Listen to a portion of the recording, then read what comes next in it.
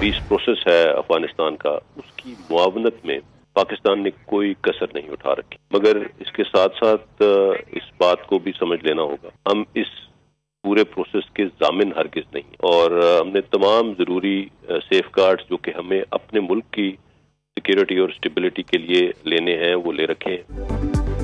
अफगानिस्तान में अमन के लिए पाकिस्तान ने कोई कसर ना छोड़ी, लेकिन पाकिस्तान जामिन नहीं, हतमी फैसला अफगान क़यादत नहीं करना है। पाकिस्तान ने सलामती के लिए इक़दाम कर लिए हैं।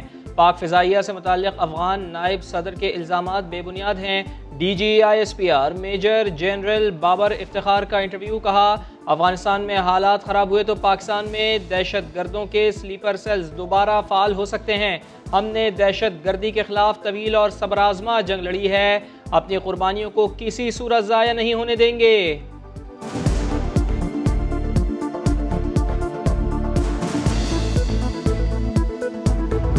अभी जो सिचुएशन जैसे नजर आ रही है, इंडियन की तरफ से जो सिग्नल्स जनरेट हो रहे हैं, जिस तरह से वो बातचीत कर रहे हैं, जिस तरह इस पूरे प्रोसेस के ऊपर वो कमेंट कर रहे हैं, it is very very visible के दे आर फ्रस्ट्रेटेड। जाहिर होना चाहिए सबके लिए कि आई थिंक इस पूरे प्रोसेस में सबसे बड़ा स्पॉइलर इस वक्त इंडिया।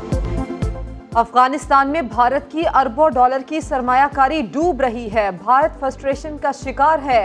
अफगानिस्तान में दहशतगर्दों को रॉ और NDS की मदद हासिल है।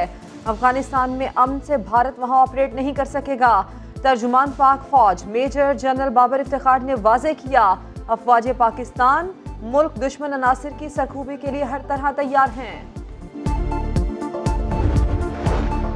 अफगान मसले के सियासी हल के लिए अफगान हुकूमत के नुमाइंदगान और तालिबान की कतर में बैठक। अफगान वफ्द की क़यादत हामिद कारज़ाई और अब्दुल्ला कर रहे हैं। हुकूमती वफ्द को बातचीत नतीजा खेज होने की उम्मीद। तालिबान रहनुमा मोहम्मद नईम कहते हैं तरजीह मसाइल का हल है, दूसरी जानिब भी सच्ची और मुखलिसाना नीयत होनी चाहिए।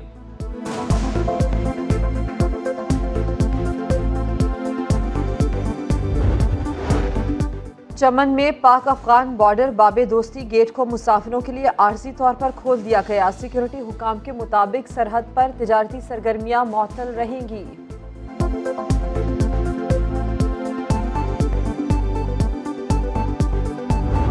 ये वाकया JCC से पहले मुनज़्ज़म तरीके पे किया गया ताकि JCC उससे मुतासर हो। हाईएस्ट अदारे पाकिस्तान के इसकी इन्वेस्टिगेशन कर रहे हैं और 15 लोग इन्वेस्टिगेशन में चीन के भी आगे शामिल हो चुके हैं।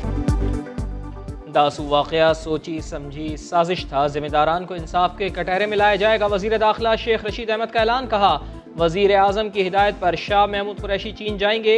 चीनी वजीर बराए पब्लिक सिक्योरिटी को फोन पर जल्द तहकीकात मुकम्मल करने की यकीन दहानी करवाई है। पाक चीन दोस्ती और CPEC के दुश्मनों को कामयाब नहीं होने देंगे।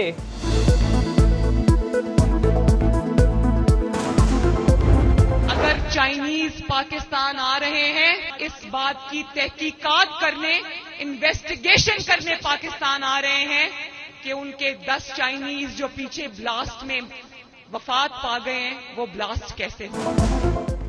नवाज शरीफ के दौर में चीनी सरमायाकारी के लिए आते थे, आज दासू हमले की तहकीकात के लिए आ रहे हैं।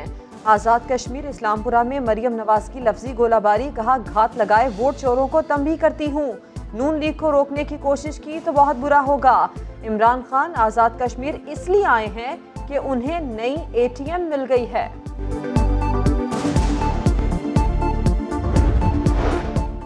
वज़ीर आज़म इमरान खान भी आज़ाद कश्मीर बाग में मौजूद, कुछ ही देर में खिताब करेंगे। वज़ीर दाखिला शेख रशीद अहमद ने कहा, मुखालिफिन कुछ भी कर लें, आज़ाद कश्मीर का इलेक्शन पाकिस्तान तहरीक इंसाफ ही जीतेगी। बिलावल अमेरिका गए तो आसिफा भुट्टो जरदारी ने आज़ाद कश्मीर इलेक्शन का मोर्चा संभाल लिया। कोहाला पुल से इंतखाबी मुहिम में एंट्री। कहा, कश्मीर की जद्दोजहद में हमारी जान भी हाजिर है, पीपल्स पार्टी को वोट दे, तीर तरक्की का निशान है। अब काम होगा, कश्मीर किनारा, कश्मीर किनारा, कश्मीर किनारा, कश्मीर किनारा।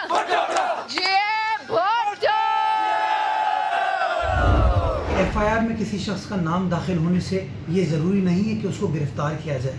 गिरफ्तार करने से पहले इन्वेस्टिगेटिंग ऑफिसर को इस बात का तयन करना ज़रूरी है कि क्या उस अक्यूज़ के खिलाफ शवाहिद मौजूद हैं। सिंध काबीना ने पुलिस रूल्स में तरमीम की मंजूरी दे दी। अब गिरफ्तारी सिर्फ FIR में नामजदगी पर नहीं बल्कि शवाहिद की बुनियाद पर होगी। तर्जुमान सिंध हुकूमत मुर्तज़ा वहाब कहते हैं, जब तक जुर्म साबित ना हो गिरफ्तारी नहीं होगी।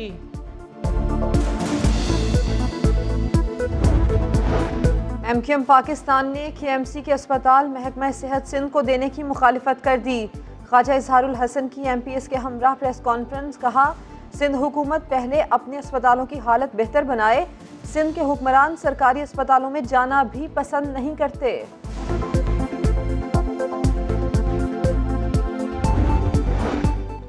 कराची एक्सपो सेंटर में सबसे बड़ा वैक्सीनेशन सेंटर बंद। सिंध सरकार ने 3 माह से तनख्वाहें ना दी तो डाटा एंट्री ऑपरेटर्स ने एहतजाज शुरू कर दिया। इंतजामिया ने नर्सेज को डाटा एंट्री पर लगाया। एक्सपो सेंटर आने वालों को शदीद परेशानी का सामना। पार्लिमानी सेक्रेटरी बराए सेहत कासिम सोमरो ने तनख्वाहों की अदायगी में ताखीर का कर लिया एतराफ़। पीर तक मुआवजा देने का ऐलान। मुल्क में कोरोना की चौथी लहर जोर पकड़ने लगी। 24 घंटे में 2783 अफराद में वायरस की तस्दीक। 39 मरीज जान से गए। कराची में सूरत हाल तशवीशनाक। मुस्बत केसेस की शरह 20% हो गई। 50% में भारतीय डेल्टा वेरिएंट की तस्दीक। लाहौर में भी डेल्टा के 50 केसेस सामने आ गए। NCOC के मुताबिक ईद के सिर्फ पहले दिन वैक्सीनेशन सेंटर बंद रहेंगे।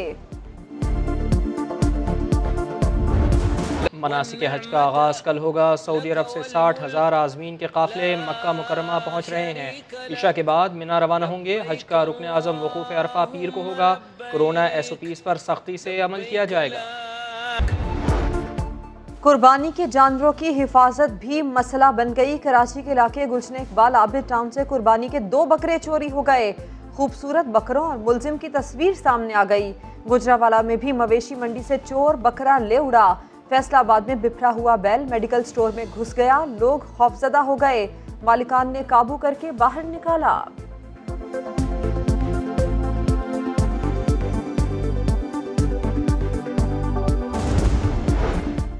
लाहौर की मवेशी मंडी में खूबसूरत नक्शो निगार वाले राजस्थानी ऊंट तवज्जो का मरकज बन गए। कराची में शदीद गर्मी और हब्स के बाइस मवेशी मंडी में सन्नाटे का राज।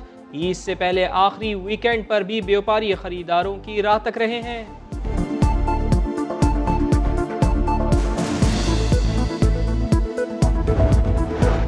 इस्लामाबाद में लड़का लड़की पर तशद्दुद और ब्लैकमेलिंग के केस में बड़ी पेशरफ्त। मुतासरा जोड़े ने शनाख्त परेड के दौरान मुलजिमान को पहचान लिया। अदालत ने गिरफ्तार 4 मुलजिमान के जिस्मानी रिमांड में 3 दिन की तौसी कर दी। झगड़ा बीवी से हुआ, जान माँ की ले ली। लाहौर के इलाके मजंग में बदबख्त बेटे ने माँ को तवे के वार से कत्ल कर डाला। माँ ने बीवी के साथ लड़ाई करने से मना किया था। पुलिस ने मुलजिम को गिरफ्तार कर लिया। लोधरा में 9 साला बच्ची से ज्यादती का केस। मेडिकल रिपोर्ट में ज्यादती साबित हो गई। पुलिस ने मुलजिम को गिरफ्तार करके मुकदमा दर्ज कर लिया। मुलजिम का एतराफ़े जुर्म।